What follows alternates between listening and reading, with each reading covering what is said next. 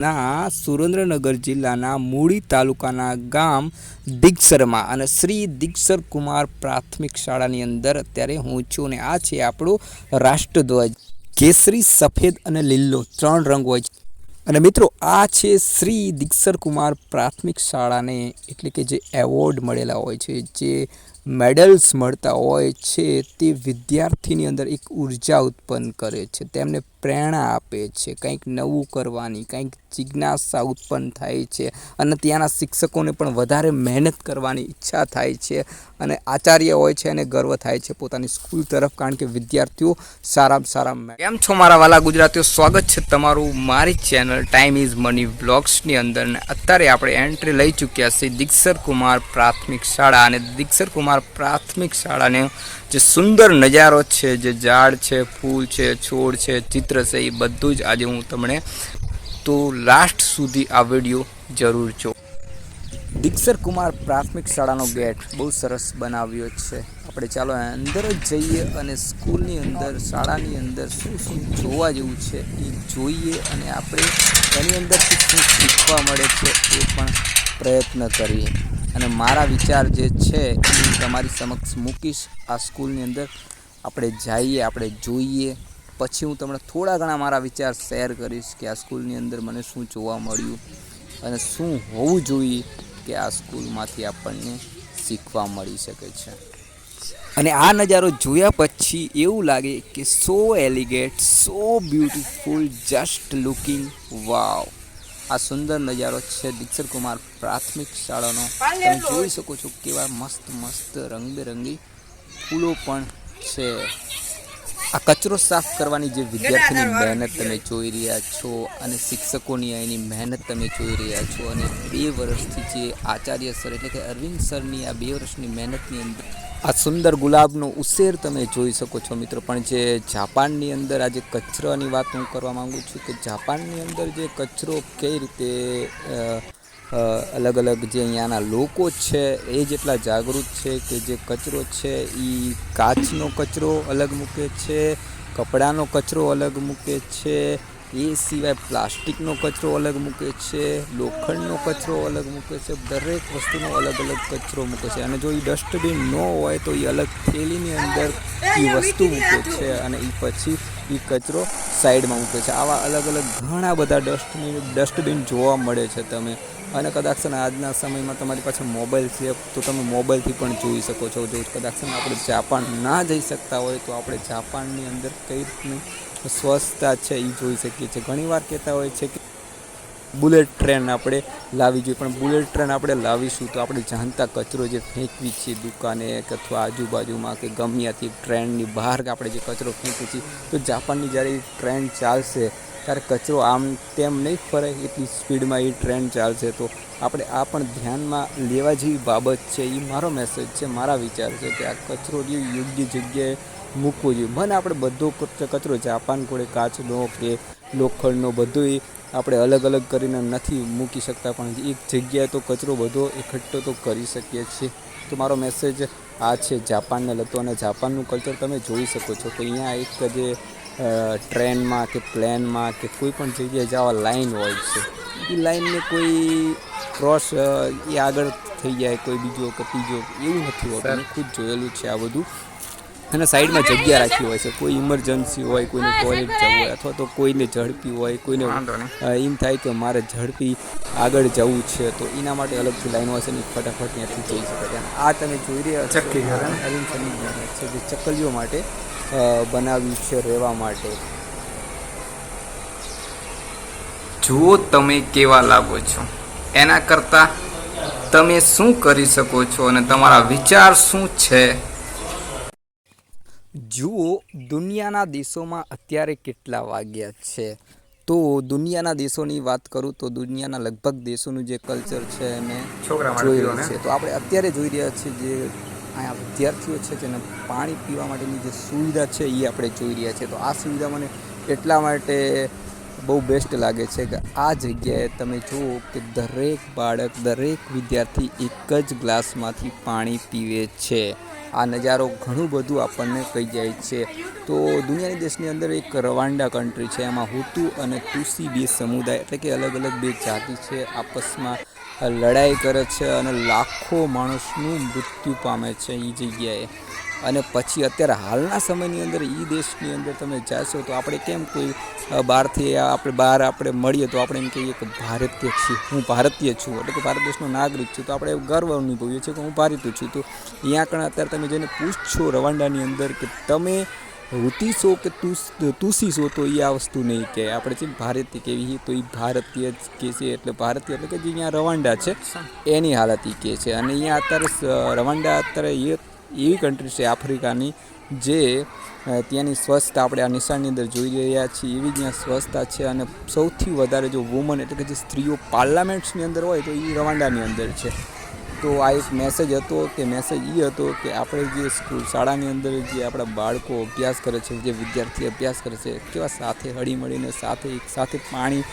પીવે છે. તો આપણે બહાર નીકળતાને ગેટની બહાર નીકળતાની સાથે જ આપણે જાતિવાદમાં ફસાઈ જઈએ છીએ. આ એટલા માટે કે સર જોડે હું વાત કરી રહ્યો હતો ત્યારે એમણે એક વાત કરી હતી મને કે કોઈ વ્યક્તિ આવ્યું અને એમને હરિજન શબ્દનો ઇસ્તેમાલ કર્યો. હું માફી માગું છું, આઈ એમ સોરી કે મેં હરિજન શબ્દ યુઝ કર્યો, પણ જે વાતચીત થઈ એના ઉપરથી હું કહું છું, કારણ કે સુપ્રીમ કોર્ટના આદેશ પ્રમાણે હરિજન શબ્દ બોલવો એક અપરાધ છે, એક ગુનો છે અને એની ઉપર તમે જેલ પણ જઈ શકો છો. તો આવા શબ્દોનો પ્રયોગ શા માટે કરવો જોઈએ? આની અંદર આપણે જોઈએ છીએ કે ચંદ્રશેખર આઝાદ છે, એની સિવાય આપણે જોઈ શકીએ છીએ ભગતસિંહ છે. ભગતસિંહની બુક એટલે કે મેં નાસ્તિક ક્યું હું, ભગતસિંહ નાસ્તિક હતા. એની સિવાય મહાત્મા ગાંધીજી સત્યના પ્રયોગો, આ પણ એક